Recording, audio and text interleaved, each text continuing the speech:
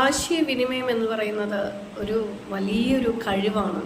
കാരണം ഒരു വ്യക്തിക്ക് മറ്റൊരു വ്യക്തിയോട് തൻ്റെ കാര്യങ്ങൾ തുറന്നു പറഞ്ഞുകൊണ്ട് അത് മനസ്സിലാക്കാൻ സാധിക്കുക എന്ന് പറയുന്നത് മറുപുറത്തുള്ളൊരു വ്യക്തിക്ക് അത് കൃത്യമായിട്ട് മനസ്സിലാക്കാൻ സാധിച്ചുകൊണ്ട് മുന്നേറാൻ സാധിക്കുക എന്ന് പറയുന്നത് ആശയവിനിമയത്തിൻ്റെ ഒരു പ്രത്യേകതയാണ്. പലപ്പോഴും കുട്ടികളിൽ ഈ ആശയവിനിമയം എന്ന് പറയുന്നത് വളരെ ഇന്നത്തെ കാലത്ത് പാരൻറ്റിങ് എന്ന് പറയുന്നിടത്ത് പലപ്പോഴും ആശയവിനിമയത്തിൻ്റെ കുറവ് വല്ലാതെ കാണുന്നുണ്ട്.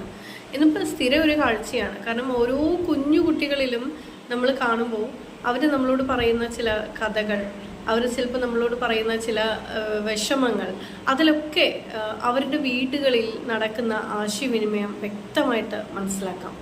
കമ്മ്യൂണിക്കേഷൻ എന്ന് പറയുന്നത് ശരിക്കും പറഞ്ഞാൽ ഒരു വലിയൊരു കഴിവാണ്. അത് നമുക്ക് ഏറ്റവും കൂടുതൽ 7% മാത്രമേ ഈ വാക്കുകളിൽ ഉണ്ടാവുന്നുള്ളൂ എന്നാണ് പറയുന്നത്.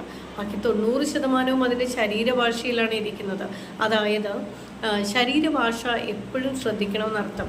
ഇപ്പോൾ ഒരു കുട്ടി അമ്മ അടുക്കളയിൽ പണി ചെയ്യുന്ന സമയത്ത് ഒരു കാര്യം പറയുകയാണെങ്കിൽ അമ്മ തിരിഞ്ഞു നിന്നുകൊണ്ട് പാത്രം കഴുകുമ്പോൾ മൂളൽ മാത്രമാണെങ്കിൽ ആ മകന് മനസ്സിലാവും എന്താണ് അമ്മ അത്ര വലിയ ശ്രദ്ധയൊന്നും കാണിക്കുന്നില്ല എന്ന്. ഈ കാണിക്കുന്നില്ല എന്ന തോന്നൽ അവരിൽ ഉണ്ടാക്കുന്നത് വലിയൊരു ആഘാതമാണ്. കാരണം അവർ പിന്നീട് ഒരു വിഷയവും നിങ്ങളോട് തുറന്ന് സംസാരിക്കാതെയാവും, അല്ലെങ്കിൽ ഒരു കാര്യവും പിന്നീട് പറയാതെയാവും. പലപ്പോഴും അമ്മമാർ ചോദിക്കാറുണ്ട്, അല്ലെങ്കിൽ അച്ഛന്മാർ ചോദിക്കാറുണ്ട്, എൻ്റെ മകൻ പണ്ട് ചെറുപ്പത്തിലൊക്കെ എന്നോട് ഒരുപാട് കാര്യങ്ങൾ പറയാറുണ്ട്, പക്ഷെ ഇപ്പോഴൊക്കെ അവൻ അങ്ങനെ അധികം എന്നോട് സംസാരിക്കാറൊന്നുമില്ല എന്ന്. അതിൻ്റെ ഒരു പ്രധാനപ്പെട്ട കാരണം എന്താണെന്ന് വെച്ച് കഴിഞ്ഞാൽ നമ്മൾ ചെറുപ്പത്തിൽ അവർക്ക് ചിലപ്പോൾ നമ്മൾ വിചാരിക്കും കുട്ടിയല്ലേ, അവൻ സംസാരിക്കുന്ന അത്ര വലിയ പ്രാധാന്യമുള്ള കാര്യങ്ങളൊന്നും അല്ലല്ലോ, അപ്പം അത്ര വലിയ വിലയൊന്നും കൊടുക്കണ്ട, അത്ര വലിയ നമ്മളെ മുഖമൊന്നും കൊടുക്കണ്ടെന്ന് കരുതണം. പക്ഷേ വലിയ കാര്യമായിക്കോട്ടെ ചെറിയ കാര്യമായിക്കോട്ടെ എന്ത് കാര്യമായിക്കോട്ടെ നിങ്ങളുടെ ഒരു ശ്രദ്ധ അവരിലുണ്ടാക്കുന്ന ഒരു കഴിവെന്ന് പറയുന്നത് അല്ലെങ്കിൽ വിജയം എന്ന് പറയുന്നത് വലുതാണ്. അത് നിങ്ങൾ ഉദ്ദേശിക്കുന്നതിനേക്കാൾ എത്രയോ മടങ്ങ് വലുതാണെന്ന് നിങ്ങൾ തിരിച്ചറിയണം. കാരണം ഓരോ അച്ഛനമ്മമാരോടും കൂടിയാണ് എൻ്റെ ഒരു അപേക്ഷ.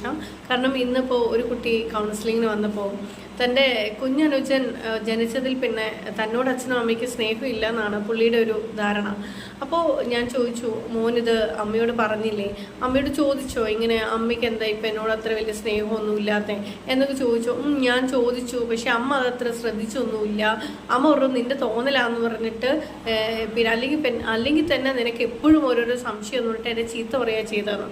നിങ്ങൾ ആലോചിച്ച് നോക്കൂ, നമ്മൾ ഇങ്ങനെയാണ് ഒരു കുട്ടി വന്ന് നമ്മളുടെ അടുത്ത് പറയണമെന്നുണ്ടെങ്കിൽ ഒന്ന് ചേർത്ത് പിടിച്ചുകൊണ്ട് അത് ഉണ്ണിക്ക് തോന്നുന്നതാണ്, അമ്മയ്ക്കും അച്ഛനും നിന്നോട് തന്നെയാണ് കൂടുതൽ ഇഷ്ടം, ഉണ്ണിയോടും സ്നേഹം വേണ്ടേ, നീയല്ലേ സ്നേഹിക്കണ്ടേ എന്നൊക്കെ പറഞ്ഞൊന്ന് ചേർത്ത് പിടിച്ച് സംസാരിച്ചാൽ ആ കുഞ്ഞിന് എന്തായാലും അത് മനസ്സിലാവും.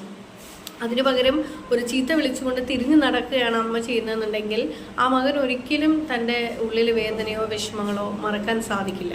അപ്പോൾ നമ്മുടെ ആശയവിനിമയം എന്ന് പറയുന്നത്, കമ്മ്യൂണിക്കേഷൻ എന്ന് പറയുന്നത് ഒരു കുട്ടിയോടും ചെയ്യുന്ന സമയത്ത് ശ്രദ്ധിച്ച് പെരുമാറണമെന്ന് അഭ്യർത്ഥിക്കുകയാണ്. അത് പ്രധാനമായിട്ടും ഇങ്ങനെയാണ്, അവരുടെ കണ്ണിൽ നോക്കിക്കൊണ്ട് അവരെ ഒന്ന് ചേർത്ത് ഒടിച്ചുകൊണ്ട് കേൾക്കാൻ ഒരു 5 മിനിറ്റ് നിങ്ങൾ കൂടെ ഒന്നിരിക്കുക, അല്ലെങ്കിൽ കേൾക്കുന്നുണ്ട് എന്ന് അവന് മനസ്സിലാവുന്ന രീതിയിൽ നിങ്ങൾ പെരുമാറാൻ ശ്രദ്ധിക്കുക.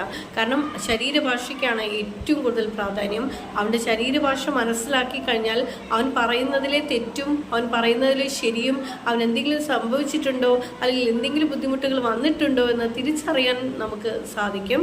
അപ്പോൾ എല്ലാവരും അവരുടെ ശരീരഭാഷയും അവരുടെ സംസാര ഭാഷയും ഒക്കെ ഒന്ന് ശ്രദ്ധിച്ചുകൊണ്ട് തന്നെ അവർക്ക് മുൻഗണന കൊടുത്തുകൊണ്ട് ചേർത്ത് പിടിച്ചുകൊണ്ട് നിൽക്കുക. ആ ഒരു ആശയവിനിമയത്തിന് ഒരു മറ്റെന്തിനേക്കാളും കൂടുതൽ വിലയുണ്ട് എന്ന് തിരിച്ചറിയുക. നന്ദി, നമസ്കാരം.